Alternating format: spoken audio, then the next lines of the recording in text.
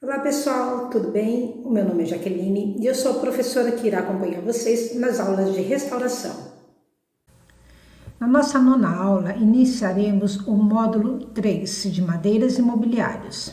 Faremos uma introdução à evolução dos mobiliários até os dias atuais. Entenderemos também a importância da madeira e a diferença entre o restauro e a reforma. Os móveis são muito mais do que simples objeto do nosso cotidiano. Ele revela a nossa história, trazendo narrativas de períodos e tempos. Além do mais, nos auxilia ao nosso bem-estar, organização e nas práticas diárias do fazer. Período Neolítico. Esse período da pré-história, nossos antepassados já pensavam em como organizar suas tarefas e como utilizar os artefatos locais. Essa é uma ideia rudimentar de mobiliários e podemos observar aqui nas ruínas de Scrye Bray. Neste local vivia uma comunidade de caçadores e pescadores.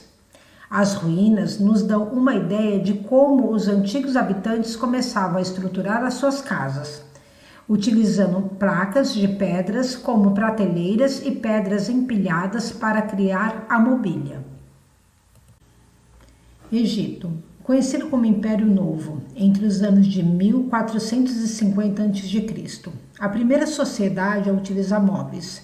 Foi o Egito que já utilizava grande parte dos modelos de mobiliários conhecidos atualmente, como bancos, cadeiras, camas e mesas. Existem poucos registros sobre o mobiliário grego, porém o móvel grego era adaptado às dimensões humanas e tinha uma influência da cultura humanista e do desenvolvimento das artes gregas. Os gregos também usavam mesas pequenas para fazer suas refeições e apoiar objetos. Roma. O mobiliário romano é derivado do móvel grego, mais suntuosos e continham materiais nobres como o bronze e o mármore. Possuem grande variedade de tipos de mobílias, dividida entre o uso comum e o uso cerimonial. Os romanos desenvolveram alguns modelos, como a cadeira semicircular e as mesas pequenas com os 3 pés, usadas para refeições. O vocabulário decorativo do mobiliário inclui as características como pés com forma de patas de leão e outras figuras mitológicas que ornamentavam as pernas das mesas. Entre os móveis de assento, o lectus era um dos mais importantes, presente na maioria das casas romanas. Suas funções eram variadas, para descanso, fazer refeições, conversar. Utilizado como assento e repouso, sobretudo em cerimônias e banquetes. Era confeccionado em madeira, tinha uma cabeceira ornamentada com motivos decorativos em bronze. 3 estilos marcaram a Idade Média, entre os séculos V e o século XV: o móvel medieval, o estilo românico e o estilo gótico. Renascimento, 1500 a 1600. A casa deixa de ser concebida apenas como uma habitação, adquirindo o sentido de residência. Móveis tornam-se parte de interiores. O móvel do Renascimento possui um claro sentido arquitetônico, sendo semelhante aos edifícios da época. Algumas peças parecem miniaturas da arquitetura. A cassone era um tipo de arca, geralmente usada como presente de casamento com enxoval. Era um móvel bastante trabalhado e ornamentado com entalhes, cenas pintadas com temas ligados à antiguidade clássica ou à mitologia grega, com pés em forma de pata de leão.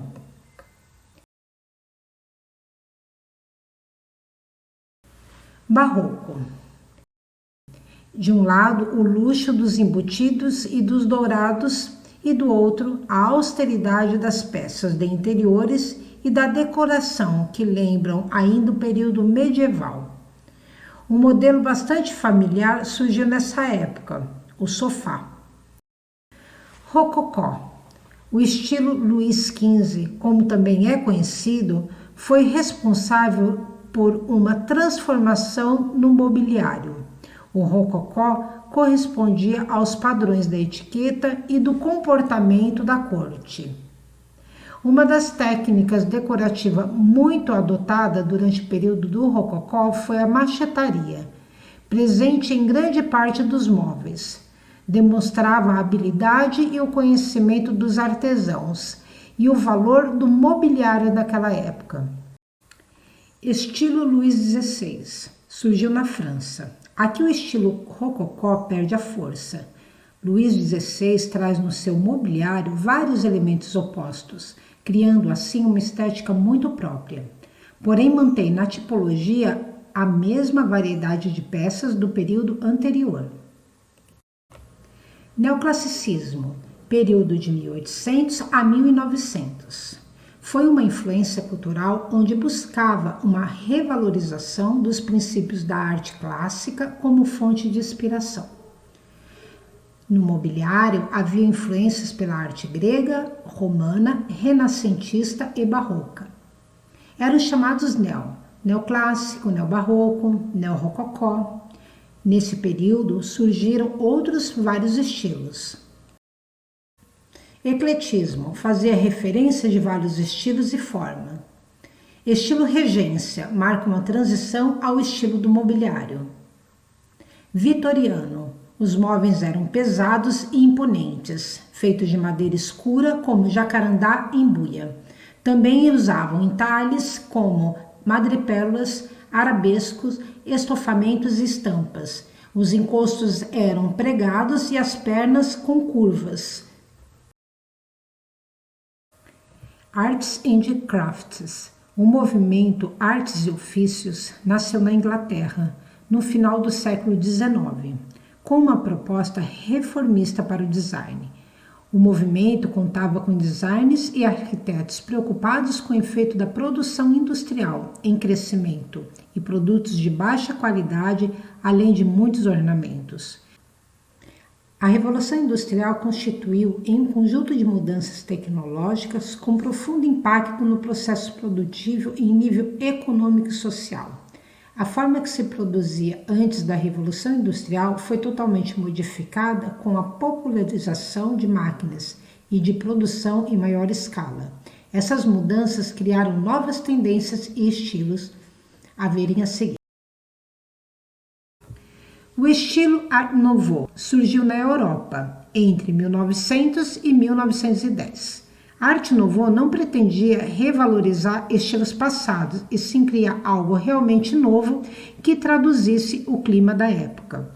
O Art Nouveau possuía duas correntes dentro do mesmo estilo, a orgânica e a geométrica. Chegamos ao século XX, modernismo. Neoplasticismo, como ficou conhecido, foi o marco da arte moderna. No mobiliário, fundamental foi a contribuição do arquiteto e marceneiro Gerard Thomas. As características principais do seu trabalho eram a adição de linhas horizontais e verticais e o uso das cores primárias. Estilo internacional é o termo escolhido para designar as propostas do movimento moderno do início do século XX. Sobretudo, os projetos posteriores à Bauhaus, primeira escola de design do mundo. Proposta de design moderno e funcional, como uma estética que se assemelha à máquina.